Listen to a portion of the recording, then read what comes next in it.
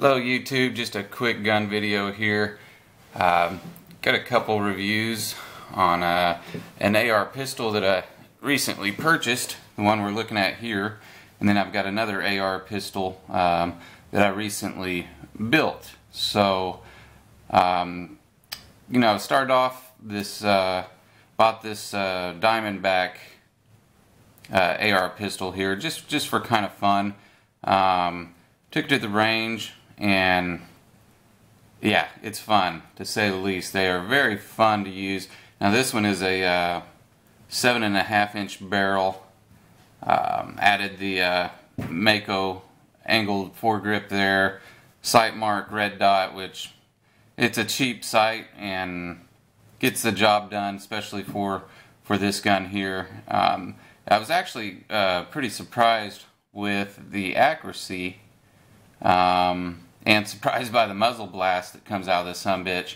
I mean, the muzzle blast is ridiculous. I added also the Troy Claymore muzzle brake there to kind of help shove some of that muzzle blast down the range, and that helped out quite a bit. The sound of this gun too, man, it'll just blow your ears out. I've shot it a few times without any ear protection. Just to know what to expect, and it's louder than your typical gun. I'll just say that. I don't mind it so much. I kind of like it. I like the fireball that comes out. It's just a super fun gun to shoot. That being said, it was also quite a bit more accurate than I expected. And let me just take this down here. I'll pop out the magazine. Quick weapons check there. It is empty. Also added a pistol grip there made by SB15 that folds down, actually making it even a little more concealable. I think this one measured total length. It was about 23 inches. From the end of the muzzle to the tip of the buffer tube there. So with the pistol grip folded down, I mean, you can fit this in a racket case, along you know, a backpack. You could stick this thing just about anywhere. It is a pistol, so it's legal to keep it loaded in a vehicle. So it's easy to conceal behind a seat. Easy to fire from a vehicle if you had to, as opposed to a rifle. That being said, you know, like I was saying, we started out kind of just for fun. Picked this thing up, found a deal on the internet, bought it. I've got plenty of AR rifles, plenty of shotguns, plenty of 22 rifles, and this was just something kind of new and different. Thought I'd pick it up, and it is fun. And like I said, when I got it, that's really what I thought of, is just take this to the range and be a fun gun to shoot. But again, I was surprised by the accuracy, and I found a lot of practical uses for it as well. After using it a little bit, it's not just a gimmick. It's not just a range gun. This is something that when shit hits the fan, could be a valuable weapon. Liked it so much and had so much fun shooting it that decided to actually build another one. So this one, the Diamondback, 7.5-inch barrel. I haven't had a single misfeed on it. I probably got about 100 rounds through this one, and it didn't have a single hiccup. Which I was surprised, because I've heard with the AR pistols there's feeding problems, double feeds, you know, failures to feeds, and I didn't experience that, and I've heard that about some of their actual pistols and actual ARs that they've made. But the Diamondback Ar Pistol, which is the only Diamondback product I've ever had first-hand experience with, so far 100 rounds through it. Performed perfectly and was a hell of a lot of fun to shoot. But the the main focus of this video was to share this bad boy right here. And this is the AR pistol that I just recently built. It's got a spikes lower, strip lower, spikes, stripped upper, went with the spikes, lower parts kit. Well, let's just start at the front here. This is the Noveske Flaming Pig KX3 flash hider. Like I said, with these short barreled pistols, there's a lot of muzzle blast. There's a lot of flash that comes out of these guns. And if anybody's standing next to you or sitting next to you, or even yourself when you're firing it, you can catch a lot of that muzzle blast right back into your face.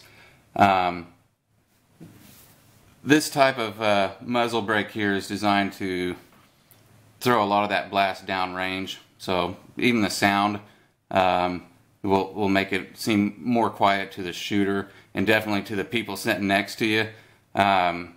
It's a little heavy, it's a little long, but it looks badass. So, you know, I started out building this one to make a lightweight pistol. So this did add some weight to it. I may switch that out with the Claymore, but I just like the way it looks, and it does perform. It does what it's supposed to do. So we'll see. Went with the Troy Alpha Battle Rail, which was the first time I've ever had my hands on one of those. And I'll tell you what, next gun I'm building is going to also have one of these because they're lightweight. Kind of done with the quad rails after having this one. You can see this also has the rubberized squib grips on it, which I may take these off because although they're comfortable, it does add a little bit to the circumference and obviously a little bit of weight, but it was like $60 for these to cover this whole damn rail, so I feel like I have to keep them on there. But we'll see about that. Not a big deal to pull those off and put them on, or put them strategically place them to where they feel most comfortable. But the rail itself is just awesome. I've got another upper that I'm building in the 300 Blackout that we'll be taking to the range here pretty soon, and I'll do a review on it and a comparison of the two different rounds. This one, I don't know if I mentioned, this is obviously the 5.56 223 chamber. So with the 300 Blackout, all it takes is really a different barrel. So we're building an upper now that we could easily pop in off this one, which we'll bring that here pretty soon. But the Troy Alpha Rail, win-win right here. Got just the Magpul MOE pistol grip on here. I'm looking to get the Magpul K2. Has a little bit steeper angle for the pistol. AR pistols gives you a little bit better movement there with your wrist, with the steeper angle, able to shoulder that in closer in a more comfortable feel. So I'll probably switch that out eventually, but not in the biggest hurry to do that either. K&S anti-rotation pins. This is actually the Vortex Spark up here for the red dot. You know, I've spent enough money on this damn thing building it that I went with the Spark because of a lot of the reviews and stuff I've heard on it, and actually I was extremely impressed with it so far. Does what it's supposed to do. Now at battle conditions, who knows, but I don't plan on going into battle anytime soon. So the Spark, highly recommend it. Actually, it's at that price point, it's just great. Magpul backup sights and Raptor charging handle right there. Now on the back here, this is actually the SIGTAC SB15 arm brace. It's not a stock. That's why this is a pistol. May look like a rifle, but that is not considered a stock. You You can slide your arm in there and strap it to your arm, I guess, if you wanted to do that. But it also works very well in your shoulder and more comfortable to shoot than a buffer tube. Expensive for a piece of plastic that slips onto the end of your buffer tube. I think it's like 140, 145 bucks. But it works very, very well. Highly recommend it. If you're going to do an AR pistol, you might as well have a place to shoulder it. Let's go ahead and safety check this. Mag's out. Chamber's empty. But now this rifle, I took it out to the woods and it's just unbelievable. It's probably the funnest gun to shoot that I've ever picked up. Of course, you know, every time I shoot a gun I get a boner, but this gun makes my boner about 2 inches longer. I mean, out to 100 yards, I get like a 5-inch group all day long with it. And this is, by the way, a 10.5-inch barrel, a little bit longer than that first Diamondback that I picked up. So seems to accuracy is a little better on it. Muzzle blast, not quite in your face as much as that Diamondback. But even out to 150 yards, I would feel comfortable taking a shot at anything that was, you know, about my size all day long. I mean, it has very little recoil. Now, it's not like my other AR rifles that I have where, you know, they're just extremely accurate. You know, 1-2-inch group at 150 yards all day long. But given what this is, it exceeded my expectations. Got it sighted in at 50, you know, 2-3-inch group there. And, you know, the Vortex Spark is a 2 MOA. So anything around 3 or 4 inches at 50 yards or 100 yards is about as good as you're going to get with something like this.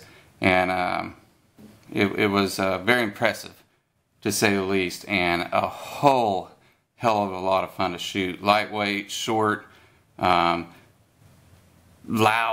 Fireball comes out of it. Is, you know, 2 or 3 feet long. Definitely grabbed some attention at the range. And was just too much fun. I can't wait to build the other upper for this and get that out there and try it out in the 300 blackout for sure. So this is definitely the Diamondback I may actually get rid of just to have money to build something more along the lines of what I just showed you there with the 10.5-inch. Not that I don't like the Diamondback. There are a lot of things I do like about it, especially the how small it is and lightweight it is. It's even quite a bit more maneuverable than the 10.5-inch one that I just showed you that I built. Definitely lighter, shorter, louder, hell of a lot of fun. But you know, I had a lot of fun building that other one, so this one might go. Maybe not. Maybe not. You know, if any of you collect guns, you know how it is. Once you get one, it's hard to sell it for anything. If you enjoy it and you like it, why the hell would you get rid of it? And so that's going to be like parting with one of my kids. But we'll probably do it. The other gun that I'm extremely high on here, and I'll just throw this out here as one of my go-to shit hit the fan type guns. You'll need a 22, of course.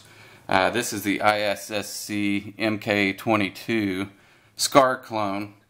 I've got a lot of 22s, Ruger 1022s, Mossberg, you know, Assault 22s, but this one I'd get rid of them all and be perfectly happy with just keeping this sucker right here, because it is just, you can put anything through it. You know, some of these are kind of picky.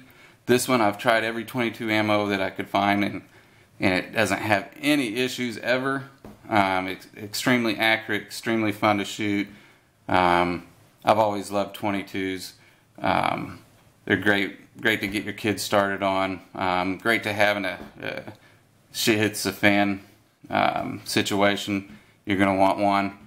So I hear. So I've got several 22s. This is my favorite because it's a SCAR clone, and it's just fun to shoot. And you can see the stock actually folds up just like the real SCAR and clips in for easy storage.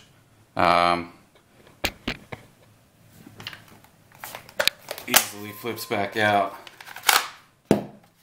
It's got the side charging handle right here, which it is empty.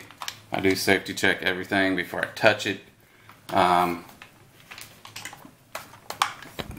The pistol sights on this, or actually the iron sights, are great. I have extra Magpul sights.